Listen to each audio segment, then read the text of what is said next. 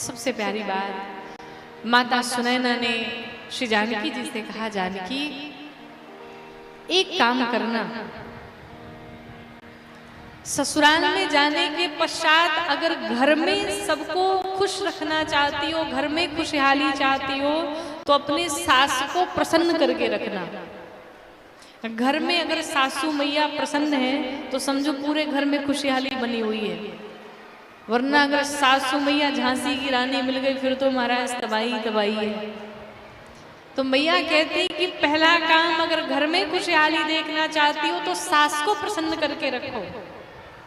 दूसरा काम, अगर चाहती हो कि समाज में तुम्हारा यश कीर्ति बढ़े, लोग तुम्हारी प्रशंसा करें, तो अपने ससुर का सम्मान करना, अपने ससुर को प्रसन्न करके रखना।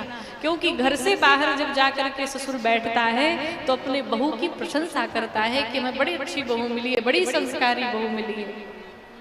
और तीसरा काम, अपने पति के रुख को देख करके व्यवहार करना, अर्थात उनका चेहरा पढ़ना।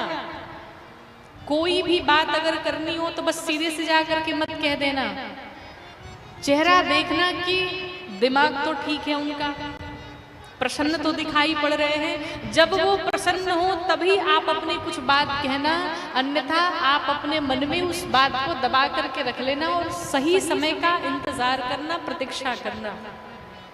हर एक स्त्री का ये धर्म है कि वो अपने पति के रुख को ही देख करके व्यवहार करे, और श्री जानकी मैया ने यही किया है। माता जानकी जब केवट जी के पास पहुंची तो पिय ही की सिय जान निहारी, मणि मुदरी मन मुदित उतारी। भगवान ने कहा नहीं कि जानकी अपनी अंगूठी दीजिए, मैया तो भगवान के व्यवहार को, चेहरे को देख करके जान गई कि भगवान अब संकोच में है, ये उतराई केवट जी को देना चाहते पर इनके पास कुछ है नहीं। तो मैया ने तुरंत अपनी अंगूठी निकाली और राम जी को दे दिया। ये पत्नी का व्यवहार है।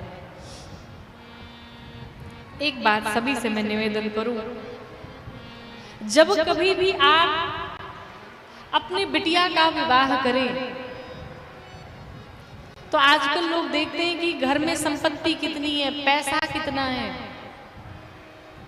और समय तो ऐसा आ गया है कि आजकल के माता पिता ऐसा घर ढूंढते हैं कि जिस घर में सास ससुर ही ना हो, बिटिया का अकेले राज हो।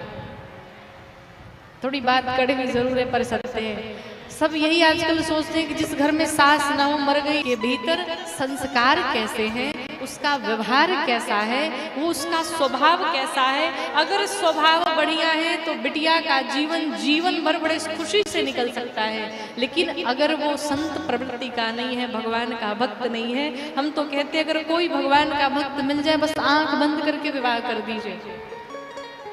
क्यों? कई बार लोग ये प्रश्न करते हैं कि जिस राम जी का विवाह श्री जानकी जी से हुआ, तो क्या राम जी का विवाह जब हुआ तो कुंडली नहीं मिलाई गई थी? जानकी जी का कुंडली नहीं मिलाई गई थी? जीवन भर मैया ने दुख ही दुख झेला है। कुंडली मिलाने का मतलब ये नहीं होता है कि जीवन में दुख नहीं आएंगे। कुंडली मिलाने का मतलब अगर 36 गुण मिल रहे हैं, 32 गुण मिल रहे हैं, तो ऐसा नहीं कि तो जीवन भर सुखी रहेगी, उसके जीवन में कोई दुख नहीं आएगा, कष्ट नहीं आएगा। नहीं, जहां पर 36 गुण मिल रहे हैं, जहां पर 32 गुण मिल रहे हैं, कुंडली मिलान का मतलब ये होता है कि वर और वधू का मन कितना मिल रहा है, ये महत्व रखता है। और अगर उन दोनों का मन एक हो गया तो जीवन बड़े आनंद के साथ कट सकता है। भगवान श्री राम की कुंडली मिलाई गई पर यह नहीं कहा गया कि उनके जीवन में दुख नहीं आएगा। 1000 दुख आए राम जी के जीवन में, पर राम जी और श्री जानकी जी का मन एक था। इसलिए राजकुमारी थी, एक राजा की बेटी थी, एक राजा की पत्नी थी, एक राजा की बहू थी, उसके पश्चात भी श्री जानकी जी का मन मिला था भगवान से, राम जी का मन मिला था श्री जानकी जी से। इसलिए 14 वर्ष का वनवास कब कट गया? हंसते हंसते मुस्कुराते मुस्कुराते मैया जानकी ने सब कुछ झेल लिया। किस कारण? व्यवहार के कारण, संस्कार के कारण, प्रेम के कारण। तो एक सुंदर व्यवहार वाला व्यक्ति अगर मिल जाए तो सुंदरता तो कुछ दिनों की है, सुंदरता तो समाप्त भी हो जाती है। प्रभाव देख करके करेंगे तो प्रभाव भी समाप्त हो सकता है। संपत्ति भी समाप्त हो सकती है, लेकिन अंत में अगर रिश्ते चलते हैं तो सिर्फ एक ही शर्त पे, व्यवहार पे। आपका व्यवहार कैसा है, आपका स्वभाव कैसा है।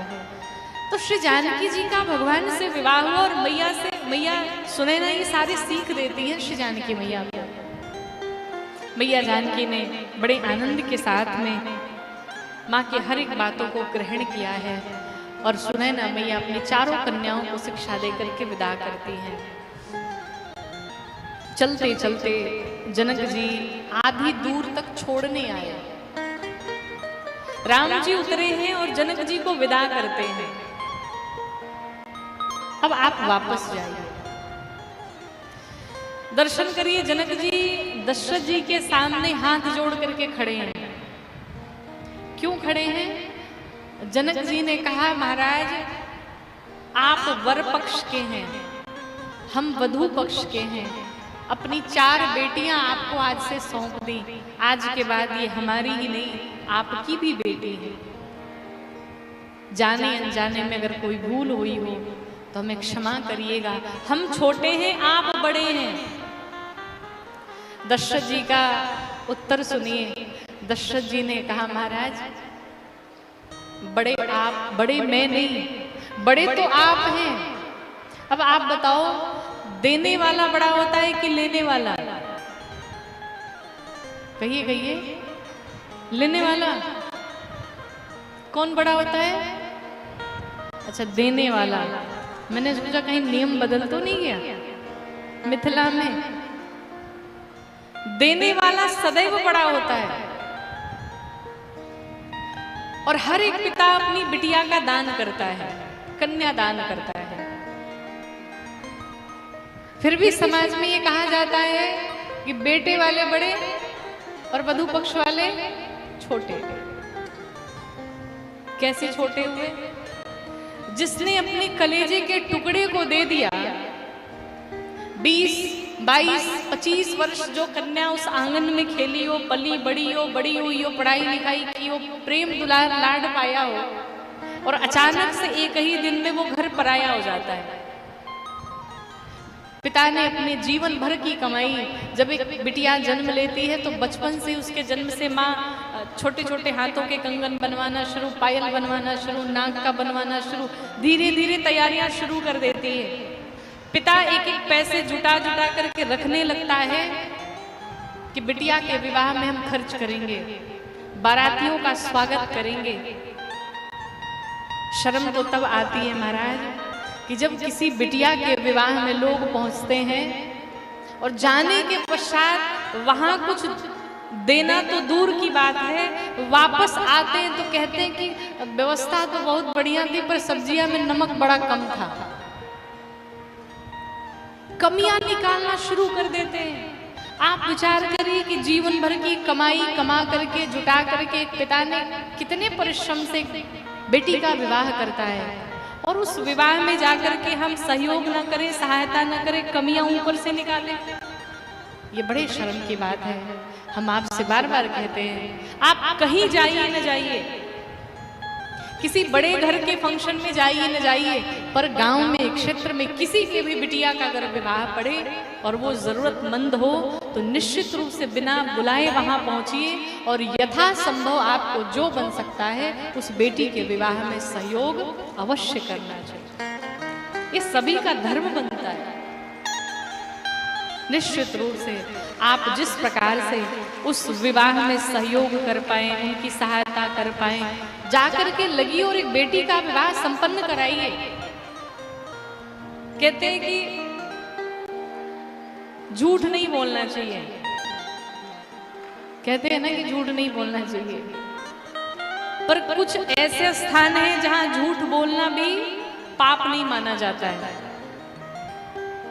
जैसे अगर आपके एक झूठ बोलने से किसी बिटिया का विवाह हो जा रहा है तो वहां झूठ बोल लेना चाहिए, कम से कम उसका कल्याण तो हो जाए। और सबसे बड़ा झूठ क्या है? बिटिया उनकी एकदम गाय के जैसे, गाय के जैसे। अब वो तो ब्याह के बाद पता चलेगा कि गाय जैसे है कि सिंगनी जैसे। तो अगर ऐसे भी झूठ आपको बोलने पड़े तो आप बोल सकते हैं कोई पाप नहीं लगेगा। संपन्न होना चाहिए। कोई गांव में, क्षेत्र में ऐसा परिवार है जिस घर में बिटिया का विवाह नहीं हो पा रहा है, तो आपका धर्म बनता है कि सभी पूरे क्षेत्र के लोग, पूरे समाज के लोग मिलकर के उस कन्या का विवाह कराएं। और कन्यादान जैसा कोई यज्ञ नहीं हो सकता है। सबसे बड़ा अगर कोई दान है तो वो है कन्यादान। जिस पिता ने बड़ा शुभ कर्म किया होता है, उसके जीवन में बेटियां जन्म लेती हैं। आप कई यज्ञ कर लें, उतना फल नहीं मिलेगा जितना एक बेटी का कन्यादान करने से फल मिल जाता है। तो इसलिए बेटियों का सम्मान करें, बेटियों से खूब लाड दुलार प्रेम करें। महाराज दशरथ बड़े भाव से कहते हैं कि आपने 4-4 बेटियों का दान कर दिया है। महाराज अब मुझे क्या ही चाहिए, अब मुझे कुछ नहीं चाहिए, अब तो आप हमें विदा करिए। दशरथ जी जनक जी से विदा लेकर के चले हैं। चलते चलते श्री राम अयोध्या जी आए। अयोध्या आने के पश्चात रघुकुल की जो परंपरा थी, जो भी रीति रिवाज था, वो पूर्ण किया गया। चारों बहुएं घर में प्रवेश करती हैं। तीनों माताओं ने खूब सत्कार किया, सम्मान किया। रात्रि का समय आया, उससे पहले मुंह दिखाई की रस्म हुई। होता है ना मुंह दिखाई, तो मुंह दिखाई की रस्म अयोध्या जी में भी हुई। श्री जानकी जी को माता कौशल्या ने मुंह दिखाई में क्या दिया? माँ कौशल्या पहुंची माँ जानकी के पास और कहा, जानकी आज हम आपको मुंह दिखाई में कुछ और नहीं, बल्कि आज से अपने राम को ही आपको सौंप देते हैं। जाइए, आज के बाद हमने अपने राम को आपको दे दिया, ये हमारी तरफ से आपके मुंह दिखाई है। मैया कैकेयी ने सोचा कि बड़ी दीदी ने तो राम जी को ही दे दिया, अब मैं क्या दूं? तो माता कैकेयी को दशरथ जी ने एक भवन बना करके दिया था। और कैसा भवन था? सोने का भवन था, सोने का घर, सोने का महल, जिनका नाम था कनक भवन। अयोध्या में जाइए, आप दर्शन करिए। कनक भवन बनवा करके दशरथ जी ने माता कैकेयी को दिया था। और माता कैकेयी ने कहा, जानकी आज के बाद हमने आपको मुंह दिखाई में एक कनक भवन अपने तरफ से दिया, जाइए। मैया बड़ी प्रसन्न हुई देख करके। मैया सुमित्रा ने सोचा, बड़ी दीदी ने राम जी को दे दिया, छोटी बहन ने कनक भवन दे दिया, अब मैं क्या दूं? तो मैया सुमित्रा ने कहा, जाओ जानकी, आज के बाद मैं अपने एक पुत्र यानी लक्ष्मण जी को तुम्हें देती हूँ मुंह दिखाई में। आज के बाद लक्ष्मण मेरा बेटा नहीं, आज के बाद लक्ष्मण तुम्हारा बेटा होगा। तो लक्ष्मण जी को मुंह दिखाई में माता सुमित्रा ने दे दिया। मुंह दिखाई की रस्म पूरी हुई। रात्रि का समय आया। रात्रि के समय में पूरा परिवार बैठा हुआ है। चारों बहुएं बैठी हैं, महाराज दशरथ बैठे हैं, तीनों माताएं बैठी हैं, चारों पुत्र बैठे हैं, सब आनंद कर रहे हैं। तो इधर दशरथ जी ने तीनों अपनी पत्नियों से कहा। दशरथ जी ने क्या कहा? इनकी रक्षा कैसे करना। बड़ी सुंदर बात लिखते हैं कि बंधुला रे काने पर घर आई और राखे नयना पलक की नाई। आज ये चारों बहुएं पराए घर से अपने घर में आ गई हैं, अपने परिवार में आ गई हैं। इनकी रक्षा कैसे करना? कहा, इनकी रक्षा जिस प्रकार से नेत्रों की रक्षा पलके करती हैं, ठीक उसी प्रकार से इन बेटियों की रक्षा आप तीनों माताओं को करनी है। अब सोचो, ऐसा ससुर जी मिल जाए और ऐसी सासू मैया मिल जाए तो घर क्यों न रघुकुल जैसा बन जाए। पर यहाँ एक के निभाने से नहीं होता है। यहाँ पर राम को तो सब मांगते हैं, बेटा कैसा होना चाहिए? राम जैसा। दामाद कैसा होना चाहिए? राम जैसा। बहू कैसी होनी चाहिए? सीता जैसी। तो सीता जैसी बहू सब चाहते हैं, पर कौशल्या जैसी सास बनना कोई नहीं चाहता है। एक तरफ से निभाए नहीं निभता है महाराज।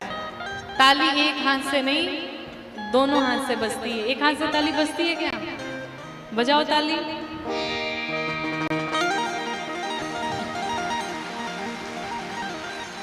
दोनों हाथ से बजी ना, एक हाथ से नहीं बज सकती है। तो जब रिश्ते निभाने की बात आती है तो रिश्ते भी एक तरफ से नहीं चलते हैं, वन साइडेड नहीं होता है। दोनों साइड से चलना चाहिए, दोनों साइड से वही होना चाहिए।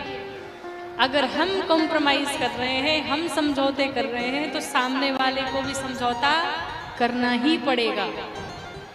और एक बात तो जान लीजिए, आप जैसा सोचते हैं या सोचती हैं वैसा नहीं मिल सकता है।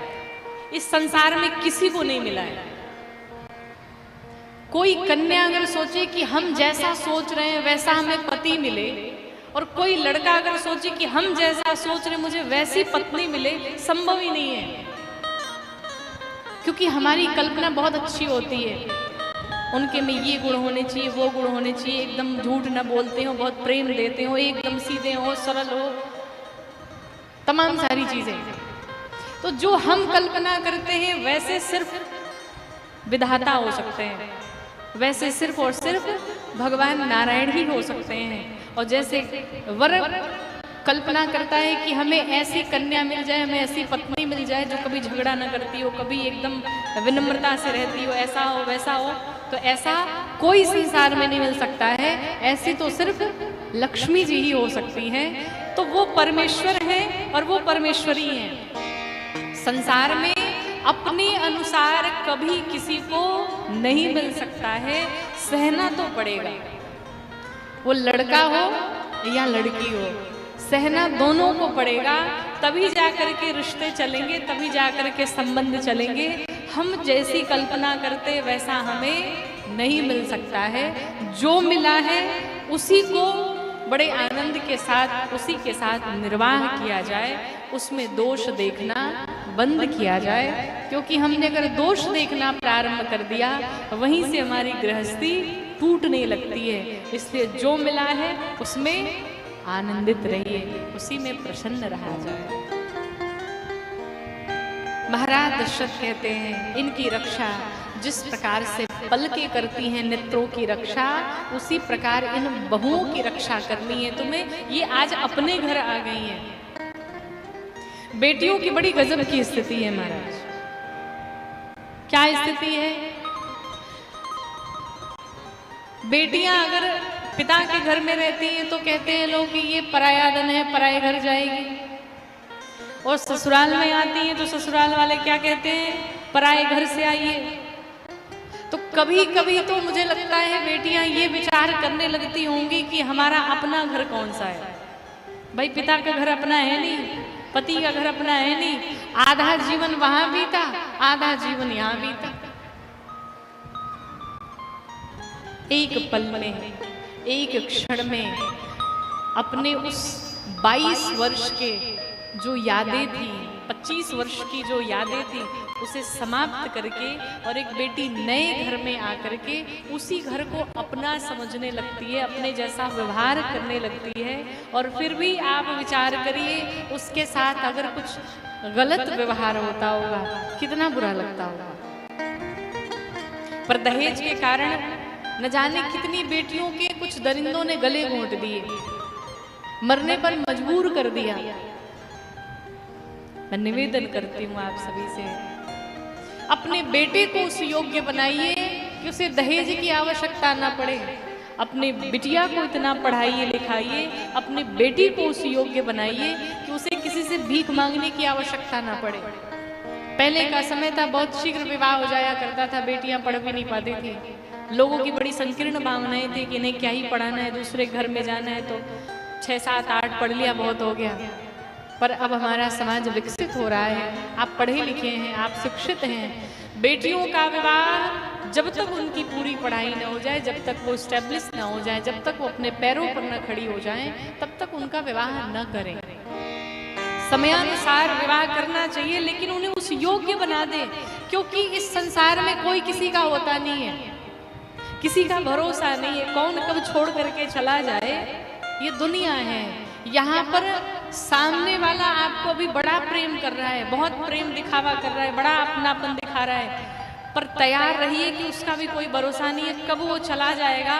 उसके लिए मेंटली प्रिपेयर रहिए, और मेंटली नहीं फिजिकली भी प्रिपेयर रहिए कि अगर ये चला भी जाए तो हम अपना ध्यान खुद रख सकते हैं, हम अपना खर्चा चला सकते हैं। तो बेटियों को खूब पढ़ाइए लिखाइए, अपने बेटों को खूब पढ़ाइए लिखाइए कि उन्हें दहेज लेने की आवश्यकता ना पड़े, उन्हें किसी से मांगने की आवश्यकता ना पड़े, और बेटियों को भी उनका सम्मान बना रहे। उनका सम्मान बनाए रखने के लिए उन्हें एजुकेटेड बनाइए, उन्हें एजुकेशन दीजिए, उन्हें पढ़ाइए लिखाइए।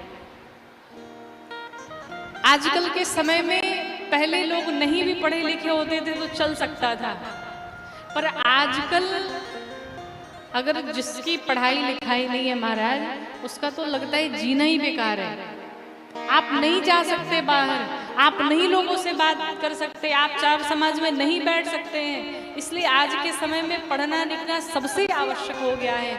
आप थोड़े कपड़े कम पहना लीजिए बच्चों को, आईफोन बाद में दिला दीजिए बच्चों को, लेकिन पढ़ाई फर्स्ट प्रायोरिटी, पढ़ाई को दीजिए। आपके बच्चे पढ़े लिखे होने चाहिए, उन्हें वेल एजुकेटेड बनाइए, ताकि वो जहाँ कहीं भी रहेंगे, जिसके पास शिक्षा है वो दहाड़ता रहता है, वो जहाँ कहीं भी होगा उसे झुकने की आवश्यकता नहीं पड़ती।